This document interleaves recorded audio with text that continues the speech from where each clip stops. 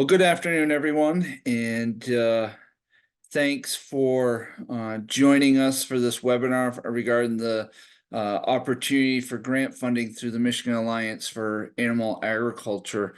This webinar is being recorded and is meant to be informational for researchers on how to successfully submit an M-AAA grant. So, next slide.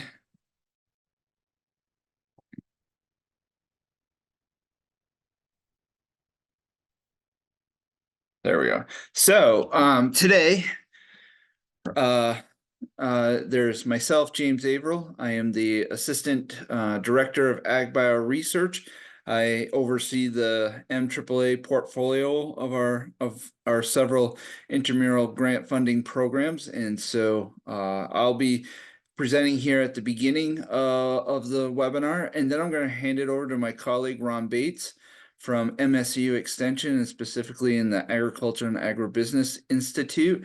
And then finally, at the end, we will wrap it up with Lynn Richardson, who is our research administrator within AgBioResearch Officer Research Support, helping out me in managing the M-AAA grants this year. And she'll talk a bit more about how to submit your proposals through a new portal that we are bringing forward for M-AAA this year. So hopefully you'll find that to be useful. So we'll be your three speakers in walking through that, and we'll continue on to the next slide, please. So what we want to do today is do the welcome and introductions, which we've just done. I will talk a little bit about the history and vision of M-AAA and the impact it's had here in Michigan, and walk through the industry priorities for 2024. Then I'll turn it over to Ron to walk through the review of the RFP request for proposals. And we'll talk through the review process, and then I'll get turned over to Lynn to talk about the submission process, and then we'll have an open Q&A at the end of the webinar. Next slide. So that being said, if you do have any questions during the presentation, don't hesitate to use the chat function, which you can find at your bottom of your screen. Go right in there and type in your question. We'll answer that at the end of the session. But once we get to the end, we'll have that Q&A, and you'll be able to either raise your hand, chat, and we'll make sure you're unmuted so we can answer your questions. So we are bringing this to you to try to help you answer questions. We know not all researchers are able to be on this webinar today, so that's why we are recording it. And by all means, Lynn, Ron, and I are always available via email to answer any questions you might have. So with that being said, we'll go on to the next slide and start talking a little bit more about M-AAA. So M-AAA is a partnership that started back in 2015, and so it's a fairly young program, I guess you could say, that has been out there for the agricultural industry here to help advance the science of Michigan agriculture from an animal agricultural standpoint. And so this partnership started with the Michigan Department of Agriculture and Rural Development, the Michigan State University, which includes not only the College of Agriculture and Natural Resources, but also the College of Veterinary Medicine, MSU Extension, and AgBioResearch, all working collaboratively with our livestock industry stakeholders throughout the state of Michigan. And what we wanted to focus on was how do we scientifically move that advancement of animal agriculture here in Michigan. And so that all started back in 2015. The key partners that are part of Michigan Alliance for Animal Agriculture are here on the screen. So the dairy industry, poultry, sheep, beef cattle, horse council, meat association, pork producers, sheep breeders, and then the soybean promotion committee has come on later on in the process. But all the all except for soybean were right there from the start. And then soybean came on a few years later in the process. So they are our key stakeholders that we're trying to address with our research here at this time. Next slide, please. So we've put this slide in here to kind of share with you how the funding has come about and changed and increased for the most part over the years. And so, as you can see, back in FY 14-15 and 15-16, it initially started where MSU was putting in $500,000 to get this started, and along with some money from Michigan milk producers, because of the conversations that the stakeholders were having with us at that point in time, and the need to really enhance animal agricultural research and try to get towards moving towards a model that is similar on the plant side of things with Project Green that some of you might have heard about. And so it wasn't until FY 16-17 that we finally were able to get some money through the Michigan Department of Agriculture's Rural Development's budget, due to the work and effort of not only MSU, but all our stakeholders, to get the legislators to appropriate funding to this program. So there in FY 16, which really started, the work started in 15, we got $1 million from MDARD, and then MSU still put in a $500,000, and Michigan milk producers put in some money too. So that's really when we started our big grant program, where we were working with state funds on that. That then jumped up to $2.5 million the following year, went from 1 million up to 2.5, and then dropped back down the following year to 2 million. And ever since FY 2021, we've been right at $3 million being appropriated through the state government, with our legislators every year appropriating those funds and having it work through the MDARD budget and forward into MSU. So that has grown and is kind of stabilized at this point in time. We're very fortunate to have those funds available to all of you researchers out there to advance animal agriculture. Next slide.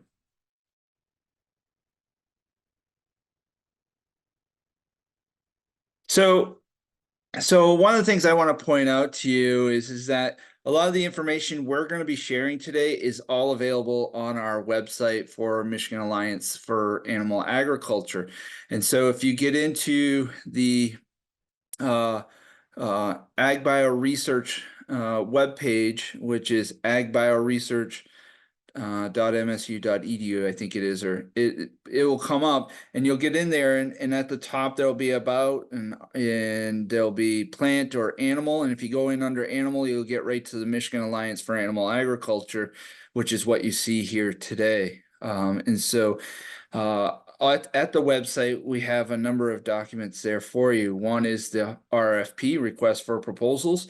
We have shared that out there electronically here right after the first of the year. So you all have probably seen that. We have the industry stakeholder priorities, along with the proposal cover page, which was in the email, the budget template that was in the email, and then there's a link there for getting access to the portal. And so one of the things, and you'll hear about this a little bit more later on, we really need you to get signed up for that sooner rather than later for the portal, because we're using a new system this year. And don't wait until your time to submit, until it's the due date to submit your grant and be signing up in the portal. We need you to do that ahead of time. And so there's information there for you to walk through, along with the portal user guide. So hopefully you'll find that you'll have a number of tools here. This webinar today is not the only pinch point in trying to get information out to you, but we also have a lot of this information is all right on our website. So what I'm going to do is going to take a few minutes and go through the industry priorities. As you noted here with the red arrow on the screen, there is a link right to the priorities that the stakeholders have identified for the 2024 research cycle period. So next slide, please.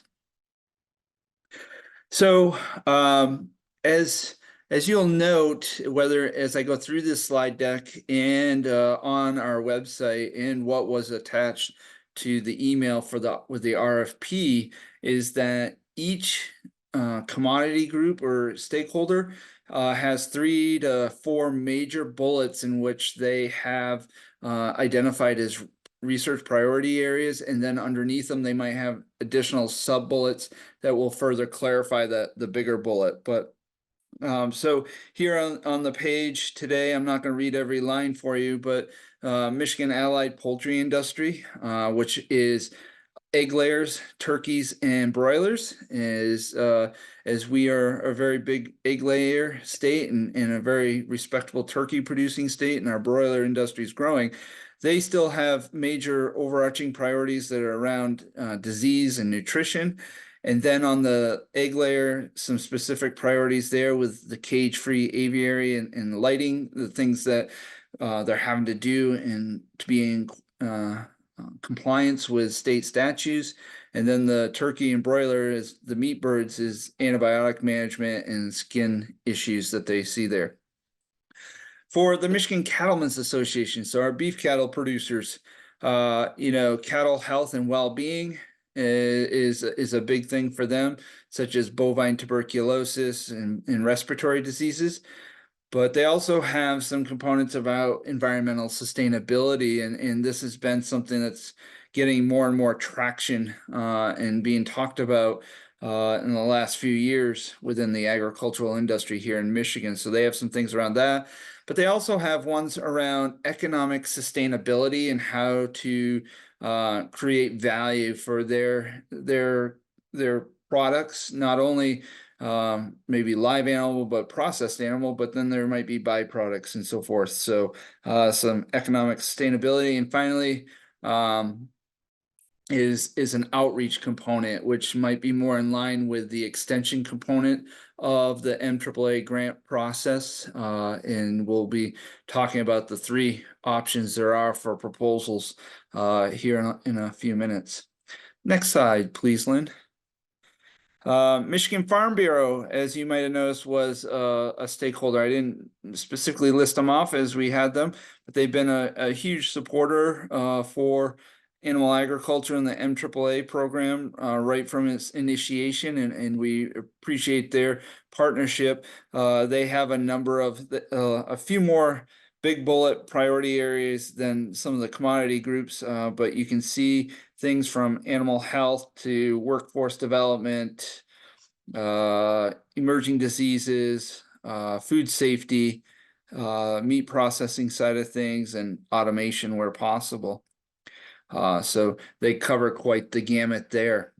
Horse industry is engaged with us in this, and so their 3 major priorities for this year is outreach and education, land use and environment management. So here you see environment coming in again, and then research in the areas of preventative health management and disease. So you're starting to see a little bit of a common theme here where animal health jumps out quite a bit, nutrition, and environmental sustainability.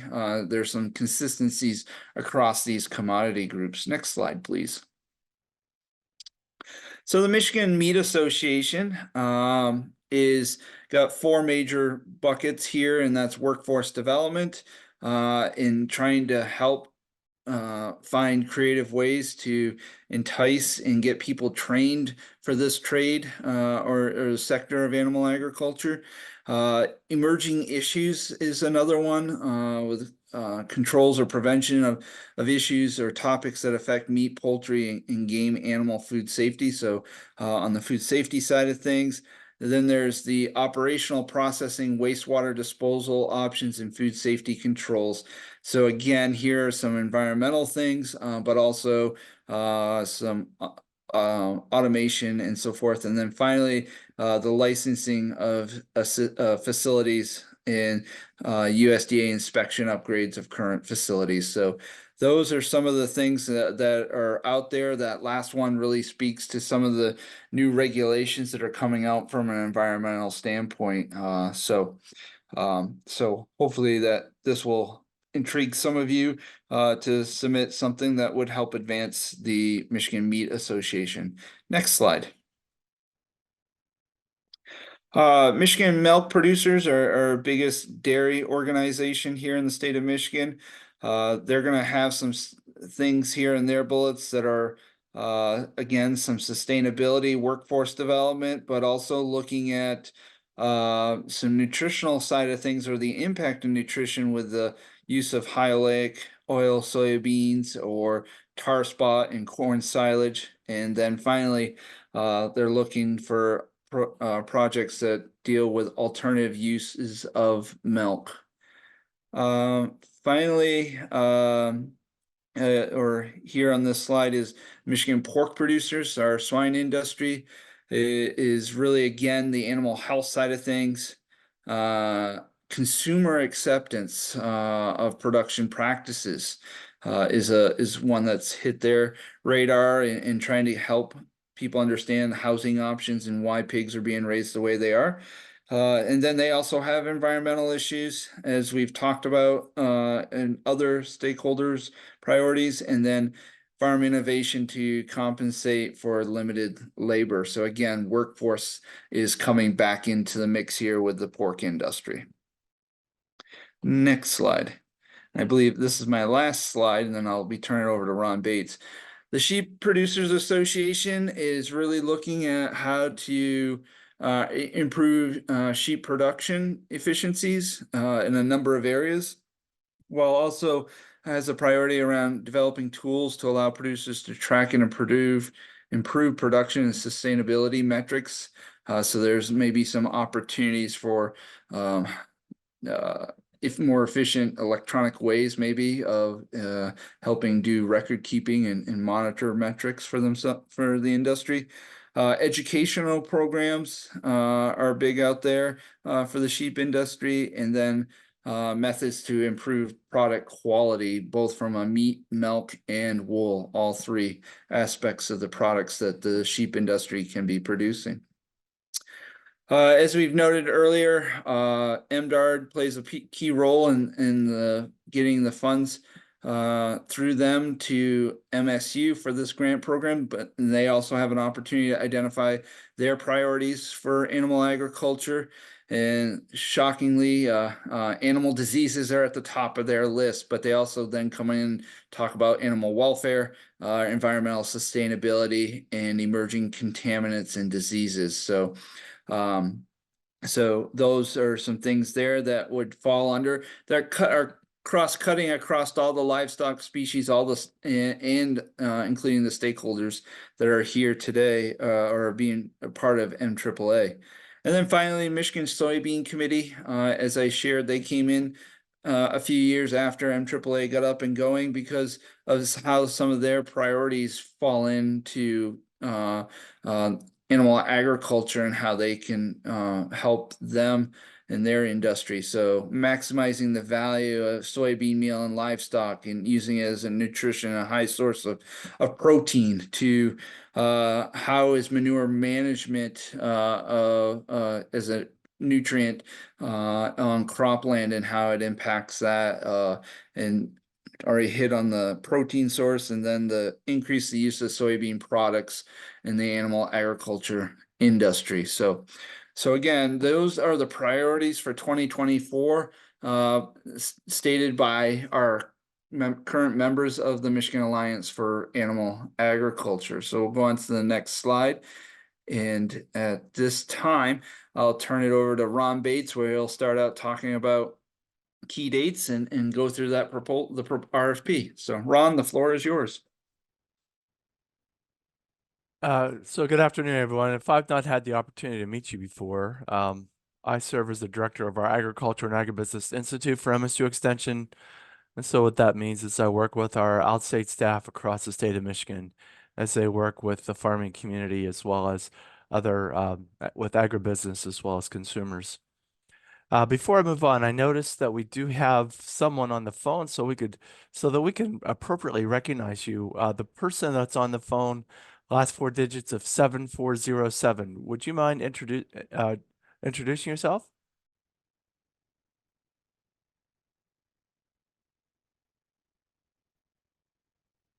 Okay, so maybe that person's muted. But before we move on, though, uh, James, this is a question that came in.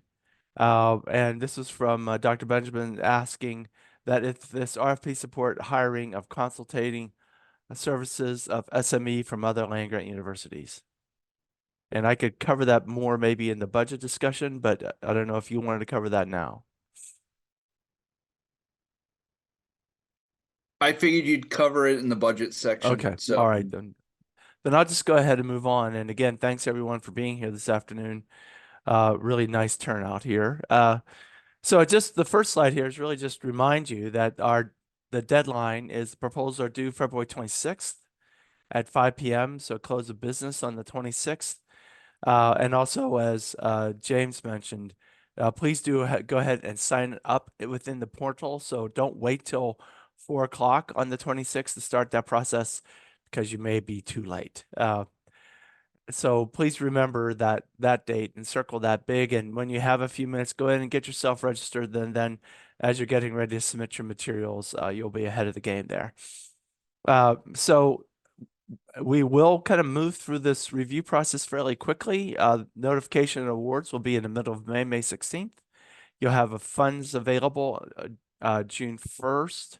And then termination dates for one-year projects are May 31st of 2025, and certainly two-year projects then would be the following year in 2026. If I could have the next slide, please.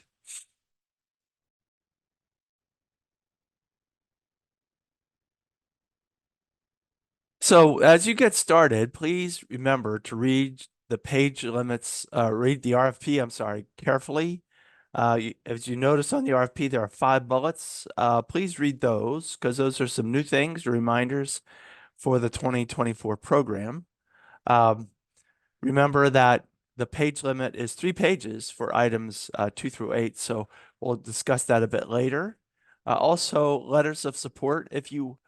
Letters of support are not required, but certainly if you are being able to leverage any kind of external support from outside sources, letters of support would be very helpful here. Uh, Again, be aware of the timeline, and it's well articulated within the RFP. And also just remember that your roles I'm sorry. And then as you're writing the proposal, make sure that you define each role of the investigator. And I think there are restrictions on the number of people that can be put on a proposal, and make sure that that information is very clear on who will be doing what. Then also provide clear budget justification. Um, I'm sorry, provide clearly articulate, let me put it that way, your budget, and then also appropriately justify those things. So for example, if you list in a contractor, for example, if you're going to hire a consulting service, please make sure that you include obviously the amount of money, but what they will be doing. Why are they critical for you to bring them in to the proposal itself? If you're going to be paying salaries on non-academic staff, make sure that you discuss what the role of those people are going to be doing within your budget. Could I have the next slide, please? So eligibility is for only those people that are within an academic classification at Michigan State University. So the principal investigators can be faculty or academic staff. So example, those in either fixed term or the tenure stream professorial ranks, certainly academic specialists, extension specialists, extension educators, All of those are considered academic staff, and so you are eligible to be the principal investigator. There are no other restrictions then on other team members, but we do ask for a limit of 2 co-PIs or 2 principal investigators or 2 co-investigators. And please include them correctly in the right categories on the cover page. Part of the issue is that sometimes people seem to think that more is better, and so we have a long list of people that may have little or no role. So we've asked people to limit to 2 co-investigators or 2 co-principal investigators. If you have submitted a proposal in the past and it was not funded, you can resubmit the proposal. And within the revised proposal, you do need to provide a brief response regarding how you have addressed those reviewer concerns and provide that description within the proposal. And I believe it's item number 8 within the guidelines. If I could have the next slide, please. So the next couple of things are really key is that you must discuss how the work that you're planning to do is going to benefit Michigan animal agriculture and the Michigan economy. So, and this is where it's important to be familiar with industry priorities and discuss then how your work reflects on a industry priority or maybe multiple industry priorities or across industries. So it's important that you take time and kind of clearly articulate that. We do ask that you reach out into those industries and discuss your proposal with them. And this would be a good opportunity to discuss what type of leveraging that they may be able to provide. Certainly, if they can provide some financial support, that would be very helpful to you as well as the proposal. But there are other kinds of support as well. They can provide that the information will be put out into their newsletter, or you'll be able to make presentations at their meetings, or if they have other publications and so forth. Please make sure that you take the time to reach out within the industry and talk about how you can work together with them to successfully complete the work. So we do ask that you go ahead and contact the people that are listed within the RFP for the different industries. If I could have the next slide, please. So again, as you can see, we've tried to make this point very clear, is that it's critical. And if you look at the scoring sheet, it's very critical that the work that you do relates back to industry priorities. And also make sure that you clearly state what the benefits are going to be to the animal industries. So again, kind of a double point here regarding making sure that it's relevant and that you can clearly state this in regular language, the benefit as well. And then you must be able to, particularly for the applied extension proposals, you must be able to discuss how you plan to disseminate the results. In fact, if you look at the categories within the scoring rubric, they are critical to success. And this goes beyond just traditional journals. So this is, again, an opportunity to communicate with those industry partners and talk about how you can work with them to be able to deliver the results. And so what I'm going to do next is talk a little bit about the 3 funding categories: applied research, extension, and seed funding. All right, if I could, the next slide, please. So within applied research area, make sure that you sufficiently describe the relevance to the animal industries. Also discuss your technical and merit feasibility. And what I would like to mention is that on the very beginning of the RFP, the 4th bullet talks about the proposal should be written in a clear, concise language that is understandable by the agricultural and industry stakeholders. So this is where it's important that as you're writing up, the methodologies, make sure that certainly you want to discuss technically how you're going to approach this, but also you need to do it in a way that people can understand it. If our industry partners read through your proposal and can't understand a word from it from start to finish, that it's going to be very difficult for that proposal to score high. Again, talking about how the proposed work will enhance the either the commodity or the overall animal ag industries within Michigan, and discuss the long-term benefits to Michigan animal agriculture. And then critically, plans for dissemination of information to the relevant commodity or stakeholder groups. And has to be thought out appropriately. What I mean by that, it's just don't make this the last thing you think about. Start thinking about this at the beginning so that you have a clearly articulated plan and the different ways you plan to disseminate the information. If I could have the next slide, please. Again, within the extension proposal, same thing as making sure it's relevant to the Michigan animal agriculture industries. It's critical, as you'll see in 2 bullets listed here, that as appropriate, that there should be a team approach between campus and field-based personnel. So it can't be just one or the other. Now, we certainly realize in a few cases, there are no comparable people either in a field position or a campus position, and certainly we would factor that into the review. So no worries there if that's not feasible. Certainly the technical merit and feasibility has to be clear and well thought through. And then also, if you propose activities that you plan to start, you need to discuss how you plan to continue those after the proposal has been completed. And then as well as talk about how the work that will be done will enhance that particular commodity or the animal agricultural industry. So if I could have the next slide, please. So within our seed funding category, and this is really an opportunity for scientists to be able to take an idea they have and get some preliminary data then to be able to go to, larger funding agencies. It does have to be relevant to the Michigan animal agriculture industry, so it's important that you review those industry priorities and see how your idea may align with their priorities as well. Certainly, you have to appropriately describe the technical merit and feasibility of your work, and that's 50% of the proposal. So make sure you take the time and you do it and think through it and write it very clearly. And then also two important things here as you're writing your proposal for the seed funding category is that you talk about how the work that you'll plan to do through the seed funding will be able to help you then develop a more competitive extramural grant proposal, and then also talk about what proposals you plan to submit. So what agencies are you going to go to? What other external groups that you may submit for? What's your timeline?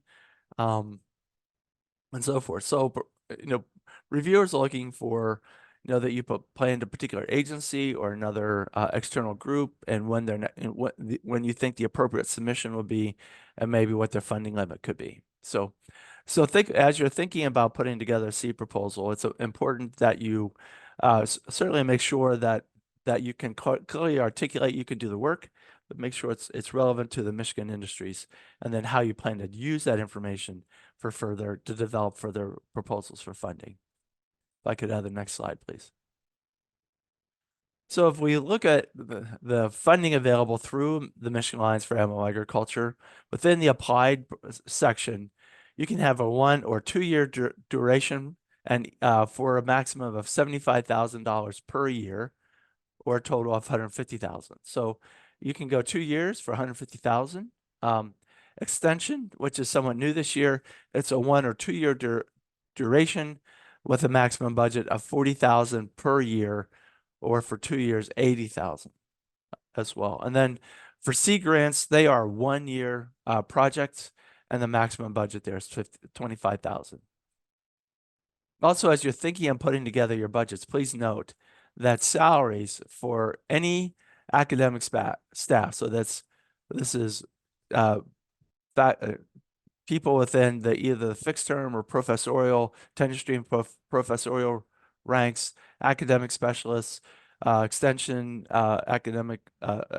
specialists or educators, no funding will be provided for salaries for academic staff, but certainly non-academic staff, postdocs, technicians, research associates, temporary labor, student labor, those kinds of things. That is certainly allowable. Can I have the next slide, please? So please make sure you take your time and read through the proposal components. We have the cover page that you need to complete, and that's with the RFP information. You need to provide the problem statement and relevance to industry priorities. What are your objectives, approach of feasibility, anticipated results and impact, industry and partnering, and scope, if you can secure that. What's your timeline for the proposal to be successful and completed? And then if you are resubmitting a proposal that was not funded in the past, briefly respond to those reviewer concerns. And for items 2 through 8, the problem statement through the brief response to reviewer concerns, that is limited to 3 pages, as I mentioned earlier. Also, please use the budget form that is on the website and with the RFP packet, and then also describe your budget justification. And again, talk about why the things in your budget are there. Why are they there? Why is it important to the project? And for personnel, what are they will be doing? Certainly include the literature that you reference throughout your proposal as well. And then you do need to provide a one-page vita for each of your project members that are listed on the cover page. All right, could I have the next slide, please? So I've mentioned several of these categories before, but take the time and go through the table that talks about how these different areas are weighted and how they differ between the different categories. So for example, the mechanism to deliver the information and leveraging is 50% of the weighting within the extension proposals.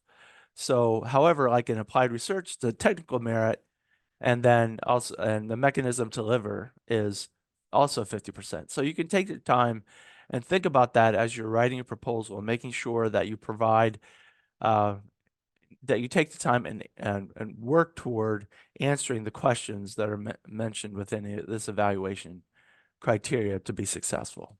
And then obviously C proposals, again, 50% is based on the technical merit, 30% to the relevancy to animal agriculture, and 20% for your plans for future extramural funding. Could I have the next slide, please? So as you're thinking about submitting your proposal, here's a few things to keep in mind as kind of the nuts and bolts part of this. In a moment, we'll have a discussion regarding how proposals will be submitted through the online portal. Also, the proposal development document also must be routed through the MSU Research Administration quality COA system. So make sure that you work with your unit administrators to develop and route your PD. So this is a kind of a 2-step process. So keep that in mind as you're doing this. You have to complete both to be able to successfully have your proposal be considered for review. Please use 11-point font, Arial, the Arial font 11-point, as well as you can use 1/2-inch margins. Make sure that as you're submitting things that are on PDF form only, then don't forget that that the budget template that you're looking for is within the RFP as well as within the portal. So if you sign up for the portal, you can pull that down as well. All right, could I have the next slide, please? So again, make sure that if you've never submitted to the M-AAA program or Project Green, make sure that you go to the portal, excuse me, and go ahead and get registered. Do it several weeks in advance, and certainly way ahead of when you plan to submit your proposal.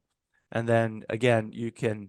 There are guidelines at the link listed here, as well as we'll have a brief discussion in just a moment. All right, could I have the next slide? Ron, you gonna have Lynn take over? Yeah, I can take over if you'd Sure. like from here, just to go over the submission process and the portal. Please. So just one thing that I wanted to point out about the budget template is that the budget template is an Excel template, and that's to help the PIs sort of double checking their budget and making sure that their numbers are good and everything. And then you can have that converted to a PDF and submit the budget as a PDF form, just to clear up that confusion. But the Excel budget template will be found on the M-AAA website, the same link here where you can access the portal. You can find that budget template as well. Okay, so this link will bring you to the M-AAA portal. And as Ron mentioned, and James also mentioned this, if you have never submitted to the M-AAA program before, or Project Green, or if you'd like a copy of a previously submitted proposal, you'll need to fill out the access form, and that can be found at the link. So if you have submitted to Project Green in previous years, we have those PIs also in the M-AAA database. So I would recommend going to the portal, trying to log in, see if you have access. If you have previously applied, just to double check that, I would do that very soon. And if you can't access it, definitely fill out that access request form. Again, that can be found at the link above. And also there's a very detailed user guide that also can be found at that link. So I'm going to go through just very generally how you would apply through the portal, but know that you also have that resource on the M-AAA website for more information as well. Okay, so the link to the portal, when you click that link, and if you have access, this is sort of the landing page that you will come to. And so it gives a brief description of the M-AAA portal. And then if you just see on the bottom left of the screen, if you do have issues with the portal while you're trying to submit your proposal, you can reach out to the research, evaluation, and data analytics team in AgBioResearch. So that's Jane and Celine, who you'll see on the webinar here. They monitor that email inbox, and they can help you if you're having sort of technical issues with the portal. You can always reach out to me if you have questions, general. Okay, so this view, if you're a principal investigator, you will just see that the principal investigator login should be dark green, and you could just go ahead and click on that. And then it will bring you to, which gives you another outline of the funding categories, so applied research, extension, and seed funding.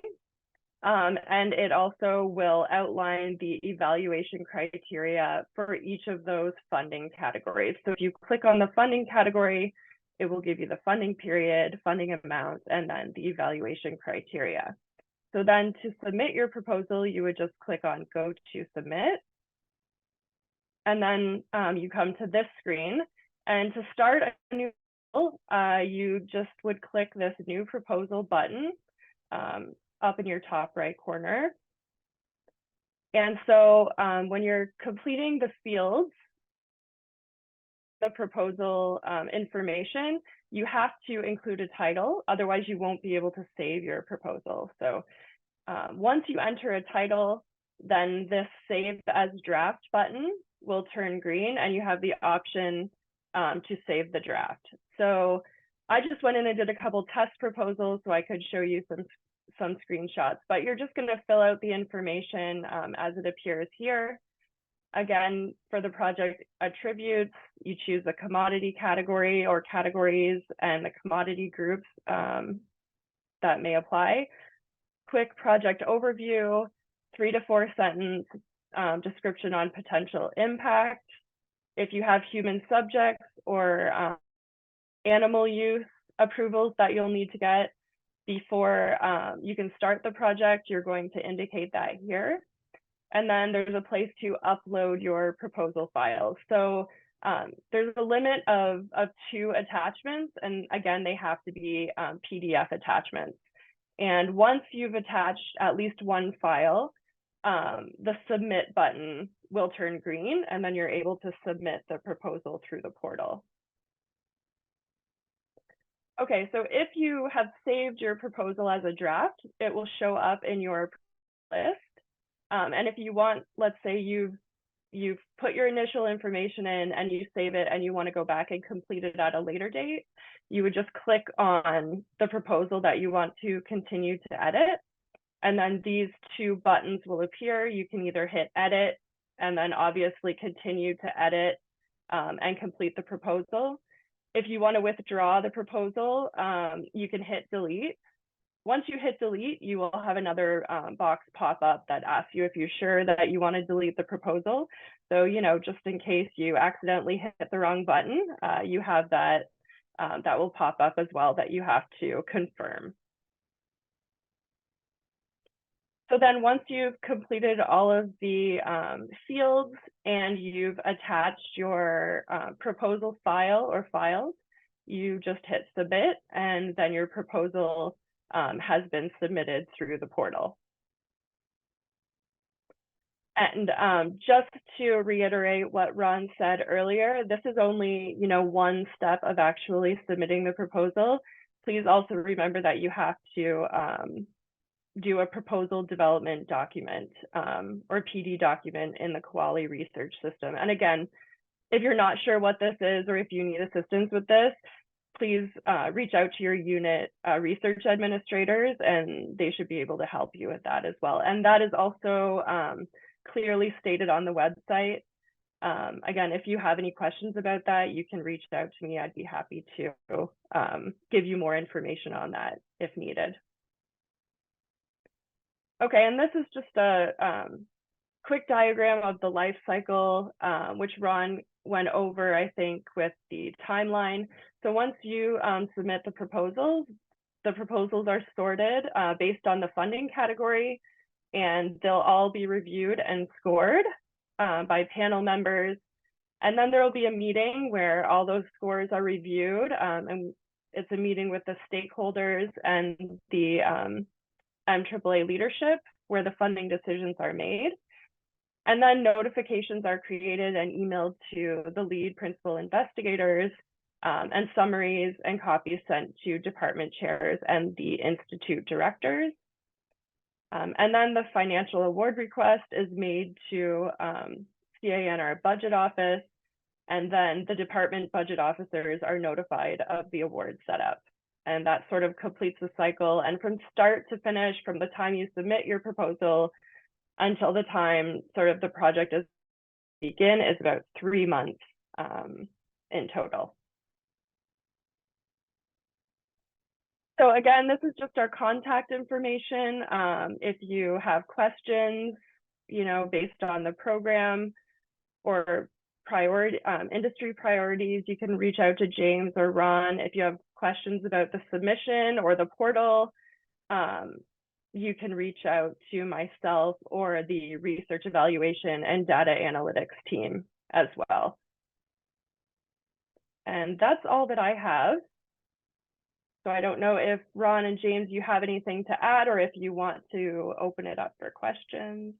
Yeah, I think we'll get ready to open it up for questions. Probably just a couple of things just to reiterate and point out again, not to sound like a broken record, but please do get registered sooner rather than later in the portal system so you can have a smooth submission process as you get closer to that due date of the end of February. So that was one thing I want to reiterate. Two, just point out that we have increased the extension max for the budget and making it for 2 years this year. So in chatting with stakeholders and the leadership of M-AAA, there was interest in making that a 2-year and increasing the amount of money available for that. So that's a change there this year, along with the portal. So a couple things there. And then finally, the last thing I wanted to just reiterate or point out, make sure people understand, is that we allow up to 2 co-investigators.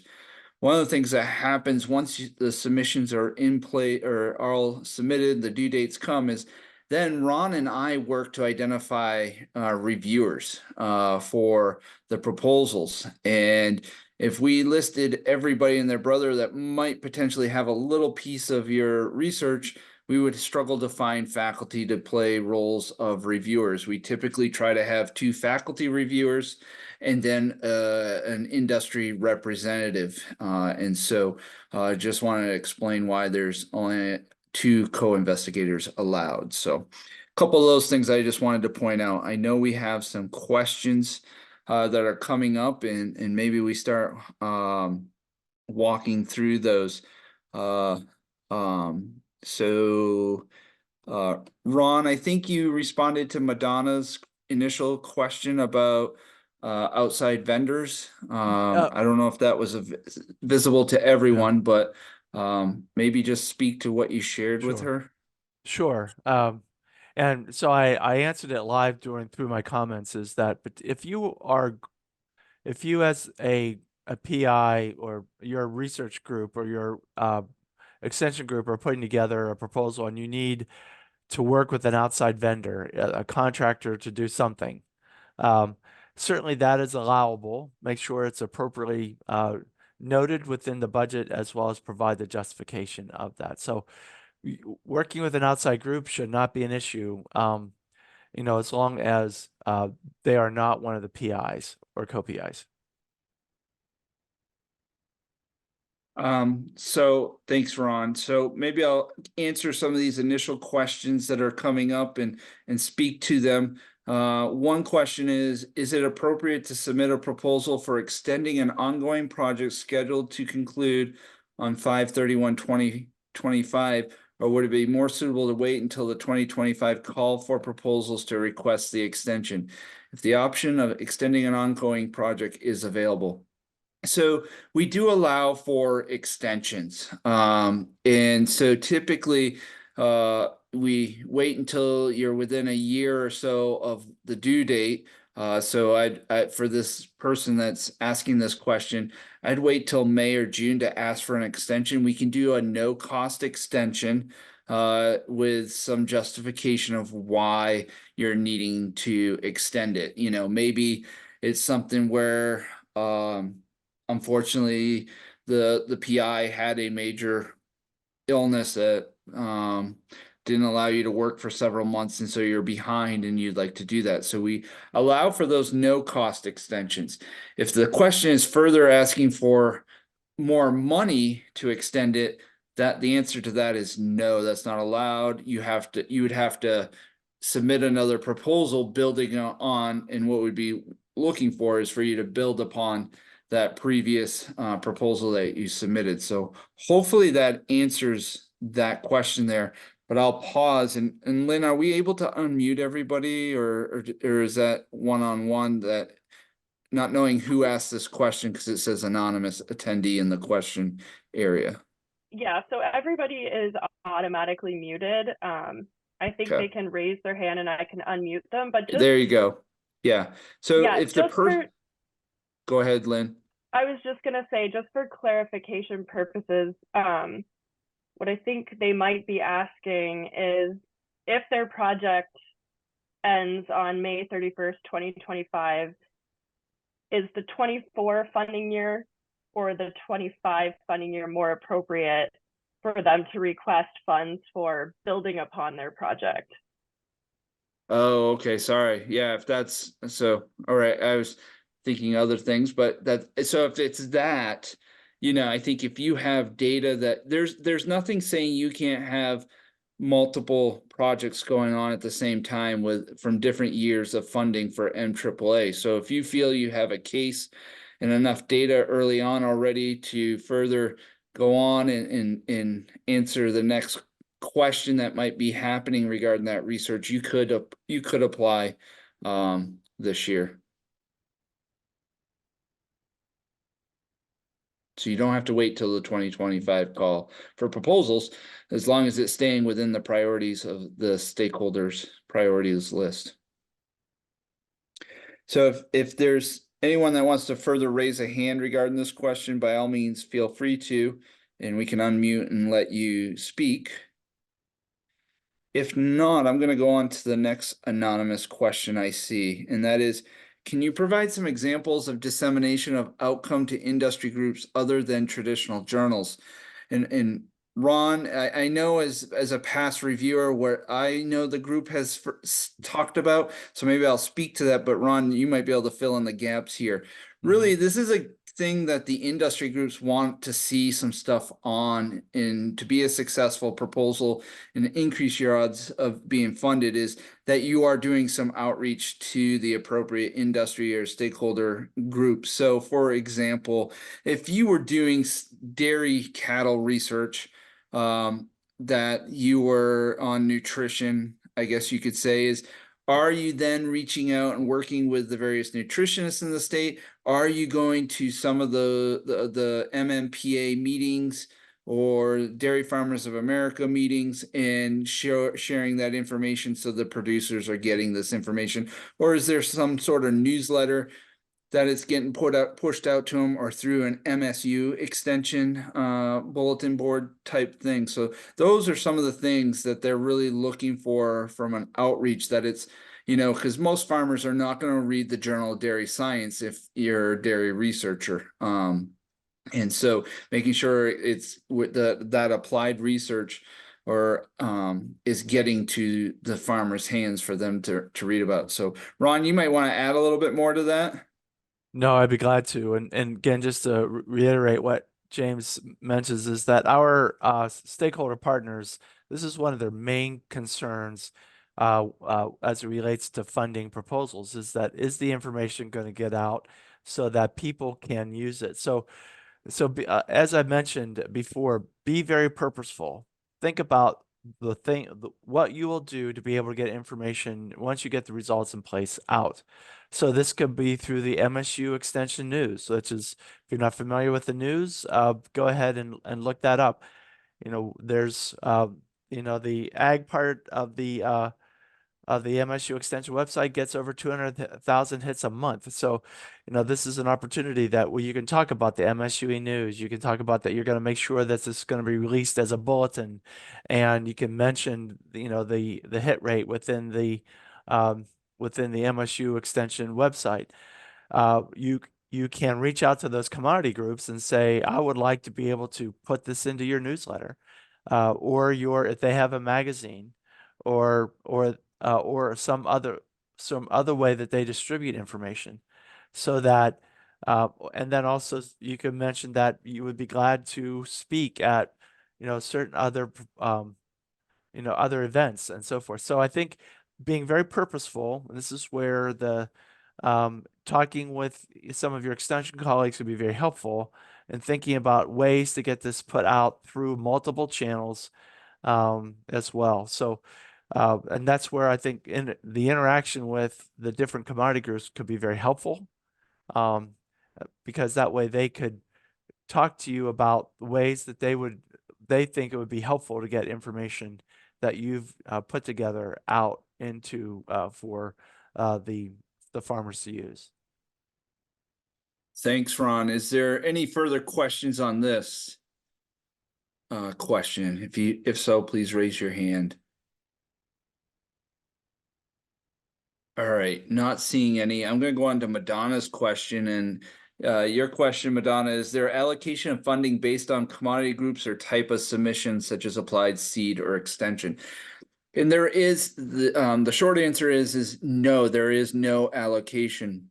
We look through all of them, and there's no set dollar amount for dairy or swine, nor for applied versus seed or extension of what we're trying to allocate out for funds. We have a just shy of $3 million available for research, and we want to make sure we're in conversations in the past with industry groups is that we're funding quality research, and we don't have a set amount at either of the groupings in any way. We look across all the stakeholders and in the different grant funding opportunities. So no cap or limit there. So hopefully that answers your question, Madonna. If not, raise your hand and we can let you further speak. Unmute you.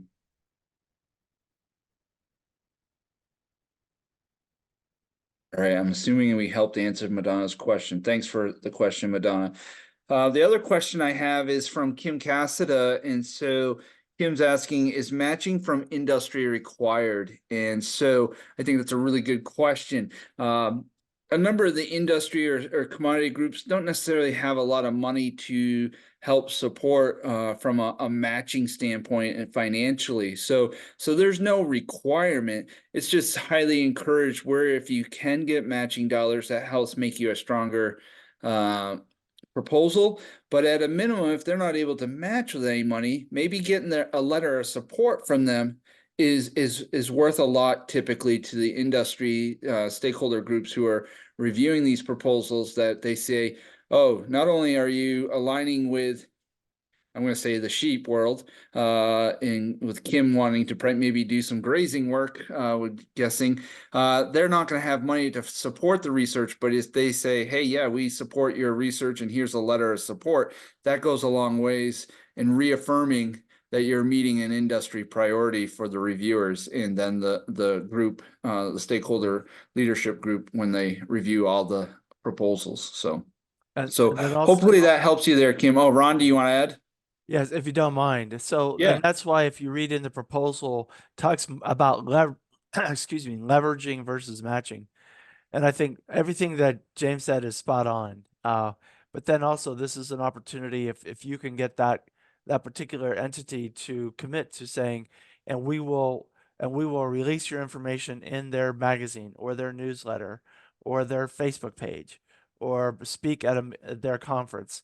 Those kinds of things helps the review panel understand that there's been a conversation with that particular commodity group and that they are supportive.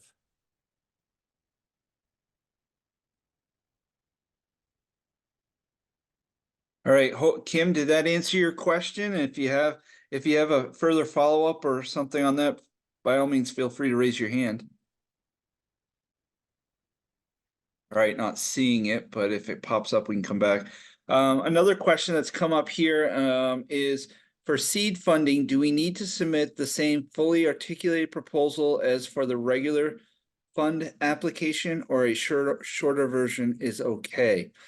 So for the seed proposal, if I think I'm understanding this question correctly, and Lynn or Ron, you can chime in too to further afterwards, is that the seed proposal has that 3-page limit from the proposal idea to how you're going to outreach and so forth with it, just like applied and extension. So you have up to those 3 pages. You have to do the summary or cover page, and then you also have to do that budget. So, but you have that 3-page limit like it is for applied and extension. So Ron or Lynn, do you guys have anything further to add to this?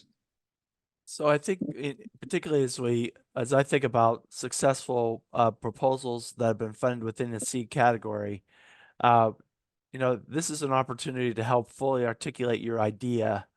And so I would suggest using using the full list, because if you try to shortcut this, I think it could be confusing for the reviewers. And remember, not only are there going to be technical reviewers, but also lay reviewers as well. And I think if you try to, as I mentioned, take a shortcut or not take the time to fully articulate your idea and why it's important, and particularly to a lay audience as well, that it may be very difficult to have that proposal funded. As far as the RFP goes, there's no difference in how you would submit a seed grant versus the other funding categories. So as far as the submission guidelines. So. Anyone have further questions about the seed funding and the RFP or the proposal for a seed proposal? By all means, feel free to raise your hand. All right, I think that answers all the questions that have been typed into the chat box in the Q&A portion of this. Are there other questions that people would like to ask? If so, please raise your hand and we'll be more than happy to answer your question. Or if you would like to further type in another question, by all means, feel free, as we are monitoring the chat box.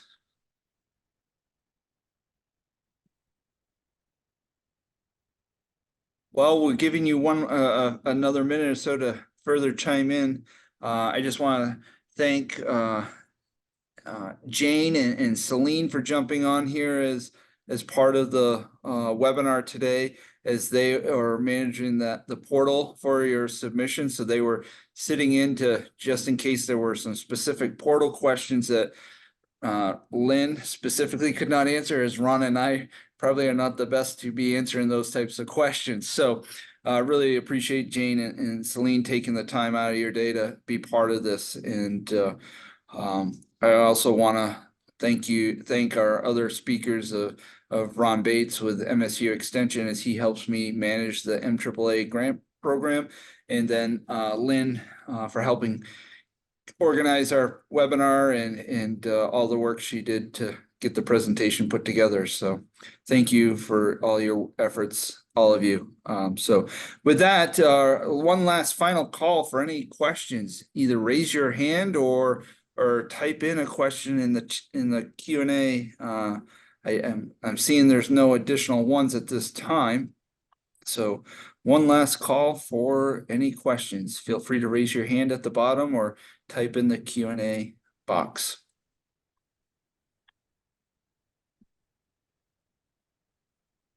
All right, seeing none, that concludes our webinar. Greatly appreciate you all joining on. We had a fairly good attendance, and we will get this recording loaded onto our portal, our M-AAA website, so that if you have any specifics you want to go back in and look at or hear what we were talking about, you're more than welcome to. And for those who were not able to make it today, they can see the same presentation that you all have sat through. So with that, thank you, everyone. Have a great day, and we look forward to all your proposals as they are due at the end of February. So don't forget to get them in by the end of February. So thanks, everyone. Have a great day.